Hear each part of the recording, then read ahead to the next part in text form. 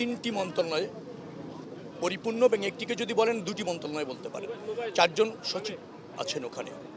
তো এই মন্ত্রণালয়গুলিতে কাজ করার জন্য আমার একার পক্ষে তো সম্ভব নয়, আরও 2 জন সহকারী দরকার, এবং দল সেটা বিবেচনা করে 2 জন সহকারী দিয়েছে।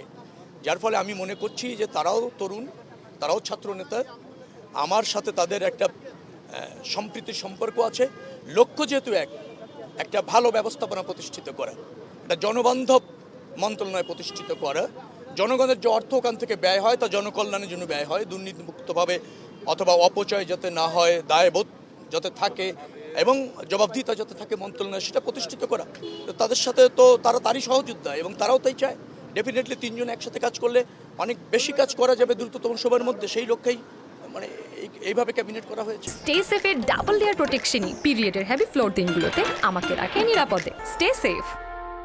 না, যে মন্ত্রণালয়গুলি আছে, ঢাকাকে চিন্তা করলে তো হবে না। ঢাকা সিটি কর্পোরেশনই কিন্তু ঢাকার মেজর কাজগুলি করে কর্পোরেশনের মধ্যে। মন্ত্রণালয় যখন করা হয়, ঢাকাকে গুরুত্ব দিয়ে করা হয় না, কোনো বিশেষ এলাকায় গুরুত্ব দিয়ে করা হয় না। দেশের স্বার্থে ওটা ফাংশন করে, সামগ্রিক স্বার্থে ফাংশন করে, ব্যক্তি বা আঞ্চলিক স্বার্থে না। তো যার ফলে আমাদের যে 3টি মন্ত্রণালয় আছে, সেটা বাংলাদেশের জন্য মধ্যে খুবই গুরুত্বপূর্ণ মন্ত্রণালয়, এবং সেটাকে ফাংশন করানো খুবই জরুরি যদি উন্নয়নটাকে দৃশ্যমান করতে হয়, যদি অর্থনীতিকে সচল করতে হয়। তো সেই বিবেচনায় আমাদের উপর সরকার প্রধান আস্থা রেখেছে। ডেফিনেটলি এই আস্থার মর্যাদা আমরা কর্মের মাধ্যমে এবং জবাবদিহিতার মাধ্যমে জনগণের কাছে প্রতিষ্ঠিত করতে সক্ষম হব, এবং সরকার প্রধানও আমাদের কর্মে সন্তুষ্ট থাকবেন এই প্রত্যাশা বা এই অঙ্গীকারও ব্যক্ত করছি।